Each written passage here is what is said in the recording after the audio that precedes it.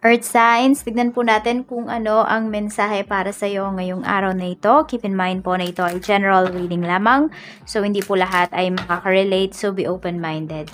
Sa mga hindi pa po nakasubscribe dito sa ating channel, please subscribe na po kayo and palike na din po ng ating video. At sa mga nais naman pong mag-avail ng ating private readings, Lucky Stones and Amulet, makikita nyo po yung link sa description box below. Tarot Intentions by Aliana Reyes. We have blooming balconies. We have number 27, Earth signs. Pwedeng meron kayong small space dyan sa harap, sa gilid, sa bahay po ninyo, sa likuran, or sa kung saan man, ayan sa balconies nga po ninyo. So, pwedeng nagtatanim kayo. So, you use yung you use or you maximize your space. Yan yung nakikita ko para sa iyo. Yan, pwedeng maiisipan po ninyo kasi may mga bakanteng pwesto dyan sa bahay, kahit maliit lang, pero ayan po, pwedeng nagagamit nyo siya ngayon. Tignan natin, or matagal-tagal nyo na din itong ginagawa. So, pwedeng nagbo-bloom na talaga, or namumunga na, lumalago na, yung mga plants, yung mga vegetables, yan, yung mga fruits, na namumunga na sila. So, ayan po, pwedeng napapakinabangan mo na ngayon yung small space mo. And you're very happy about it. Tignan po natin kung ano pa ang mensahe para sa'yo. Spirit guide, mensahe pa po natin kay Earth signs. Ayan, Earth signs. Tignan natin ano pa yung mensahe for you today. We have expectations. Okay po. So, siguro merong bumili ng lupa dito. Lupa ba yan pang tanim? Ayan po. So, pwedeng may ina-expect kayo. Pwede rin na kung meron ngang mga namunga dito sa mga tanim mo, Earth sign, so may ina-expect ka na kukuha, na bibili, meron ka ina-expect na pupunta dyan sa bahay para sadyain, tipong ganyan. Or, pwede naman na hindi siya bibili, pwedeng ibibigay mo. So, ayan. So, may ina-expect ka na tao dito. Pero alam mo, mukhang susuklian yan nung tao na pagbibigyan mo. So, parang ganun, give and take kayo dito. So, na-appreciate po kayo. Meron tayo ditong concern. Ayan. So, okay. So, meron din dito, pwedeng nagbibigay sa'yo ng tips, kung ano yung gagawin mo. Okay, hindi lang po ito about sa mga tanim ha. Kasi di naman lahat sa atin marunong magtanim. Or di naman sa atin lahat is enthusiast sa pagtatanim. So, yan, pwedeng kung saan man to concern yung taong to sa mga nangyayari sa life mo, very concerned talaga siya. I mean, concerned talaga siya. Hindi lang yan chismosa or chismoso sa buhay mo. Thoughts. At iniisip ka nito. Ayan po. So, basta parang may nakakaalala sa'yo, Earth signs, ngayong araw na ito, na pwedeng, yung nakakaalala na to sa'yo, is ina-expect mo talaga na makita mo ngayong araw. So, ganyan po. So, pwedeng may pag-uusap naman kayo, kaya lang pwedeng laging putol yung inyong usapan. So, laging bitin yung usapan ninyo kasi pwedeng busy kayo parehas nung tao na ito. So, tignan po natin ano pa ang mensahe. Pero alam mo, kahit busy ka, hindi ka nakakalimutan ng taong to. Pwedeng lagi ka sa prayers niya. Or baliktad, no? The other way around. Pwedeng ikaw naman yung laging nagdadasal or sinasama mo yung taong to sa prayers mo. Tignan po natin ano pa ang mensahe natin, Spirit Guide. So, meron din ako nakikita dito, caretaker. Ayan po.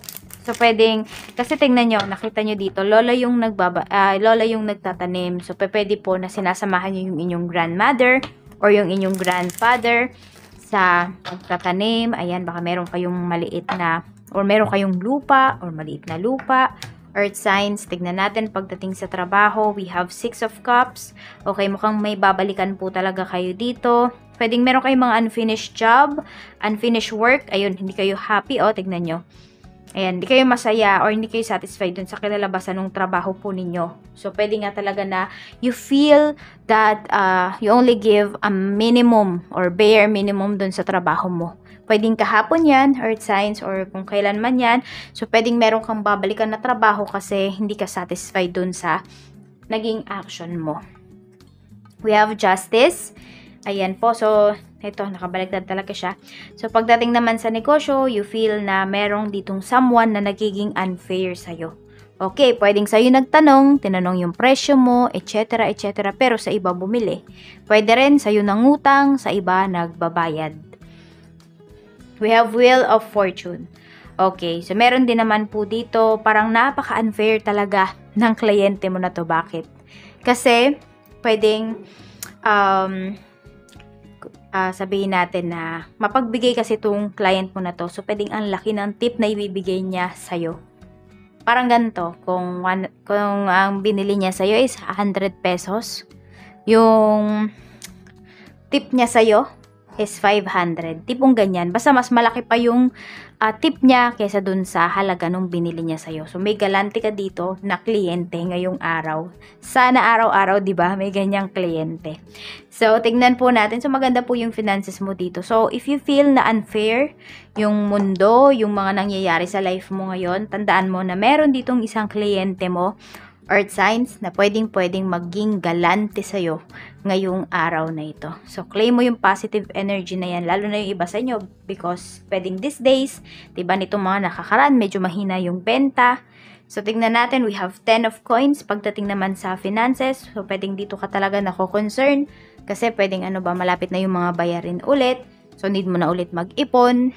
Ayan po. At we have 10 of coins. So, stability kasi yan. Family. Ayan po. So, pwedeng may ina-expect talaga kayong kaperahan ngayong araw na ito. We have Knight of Cups naman po pagdating sa love life. So, very sweet. Ayan o. Thoughtful talaga itong person mo. Or kung sino man itong kadil mo.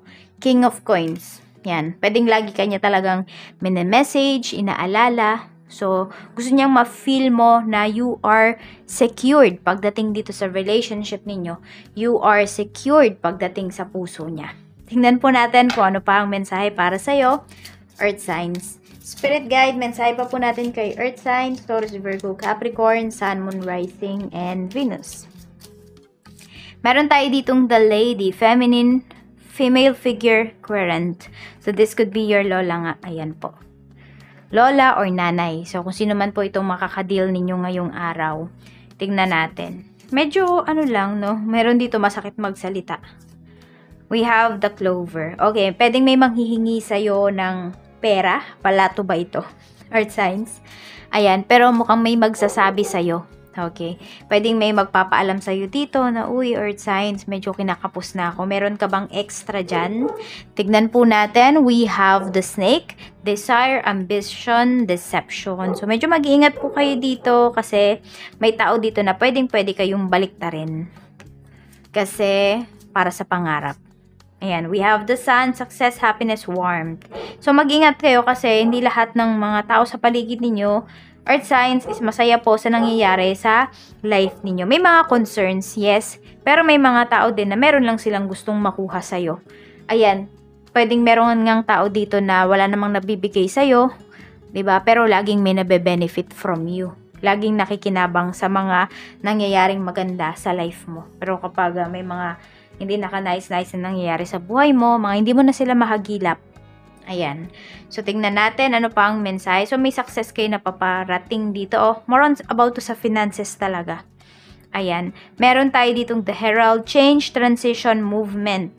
So, ayan po, may pag-usad na magaganap pagdating sa relationship, pagdating sa life ninyo ngayon. So, may mga pagbabago. Accept nyo lang po, or pwedeng in-expect mo yung mga pagbabago na yan. Pero, hindi lang dapat expect, pero dapat i-accept mo din yung mga pagbabago.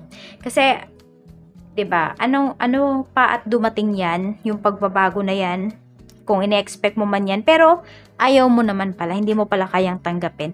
So, walang mangyayaring progress dito. Tignan po natin ano pa yung mensahe para sa'yo ngayong araw na ito. Spirit Guide, ano po yung mensahe natin? Mayroon tayo ditong, ayan, confusion, illusion, ayan po. So, may mga panaginip kayo dito. Ayan po. So, ayan, siguro iwasan natin mag-illusion, iwasan natin na siguro yung inyong root chakra, hindi talaga siya balance. So, balance your root chakra. Kain kayo ng mga red fruits and veggies. Suot kayo ng red na damit. I-balance nyo yung chakras nyo through meditation. Ayan po. So, para, maging decided kayo sa lahat ng desisyon na gagawin ninyo. Para hindi kayo nagda-doubt dito. At para hindi po kayo madaling maloko ng ibang tao. Ayan, yung tipong buo lagi yung decision ninyo. Kasi iba dito parang nananaginip. Siguro yan yung feeling ninyo. Hindi ko alam kung mataas ba yung cholesterol ninyo ngayong araw na to. Or high blood ba, ganun. Kaya parang lumulutang kayo, parang nananaginip yung iba sa inyo. So we have number 27, 28, 17, 33, and number 16. Yan po yung mga lucky numbers mo, Earth signs. Maraming salamat and see you again tomorrow. Bye-bye!